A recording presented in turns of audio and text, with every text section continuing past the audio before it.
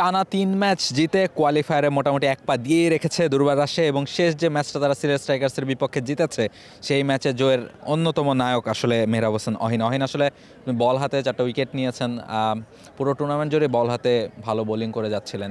আজকে 4টা উইকেট নিয়েছেন, উইকেটের কেমন অবস্থা ছিল বা নিজের বোলিংটা আসলে কতখানি এনজয় করেছেন?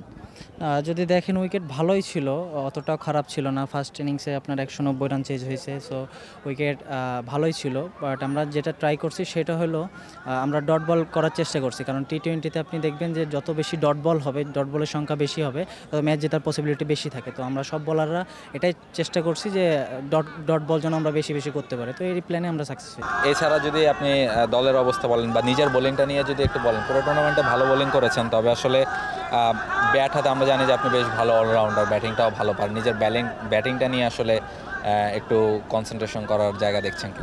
জি অবশ্যই, ব্যাটিং তো আপ টু দ্য মার্ক, যেরকম এক্সপেক্ট করেছিলাম টুর্নামেন্টটা শুরু হওয়া, তো ওরকম হয় নাই। বাট চেষ্টা চলতেছে। আর এটা নিয়ে আমি বেশি, এর আগেও বলেছি যে এটা নিয়ে বেশি অরিড না, আমি অপরচুনিটি পাচ্ছি, অপরচুনিটিগুলো যেন ভালো মতন কাজে লাগাতে পারে সেই দিকে লক্ষ্য থাকে সবসময়। আর ভালো করার চেষ্টা থাকে, সামাও হয় না, বাট চেষ্টা করতেছি, ইনশাল্লাহ কামব্যাক করবো খুব তাড়াতাড়ি।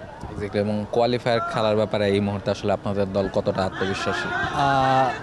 আমাদের তো কোয়ালিফাইয়ে যাওয়ার খুবই একটা চান্স আছে, এখন খুলনার উপর ডিপেন্ড করতেছে অনেক কিছু, বাট আমাদের জায়গা থেকে যতটুকু করা যায় সেটুকু আমরা চেষ্টা করতেছি।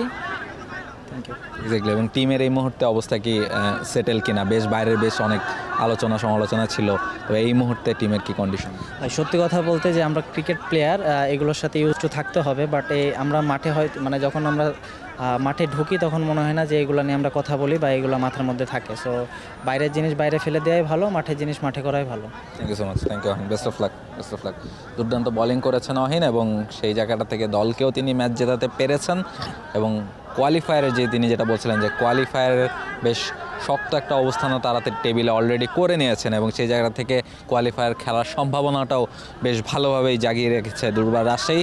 তারা যে দুর্বল দল না, সেটাই তারা বিপিএলের শেষ দিকে এসে প্রমাণ করলো। সেটা তারা কোয়ালিফায়ারে যদি পৌঁছাতে পারে সেক্ষেত্রে তখনও তারা সেই ধারাবাহিকতা বজায় রাখতে পারবে কিনা সেটারই দেখার অপেক্ষা, এবং সেটা দেখতে আপনাকে চোখ রাখতে হবে টি স্পোর্টসের পর্দায়।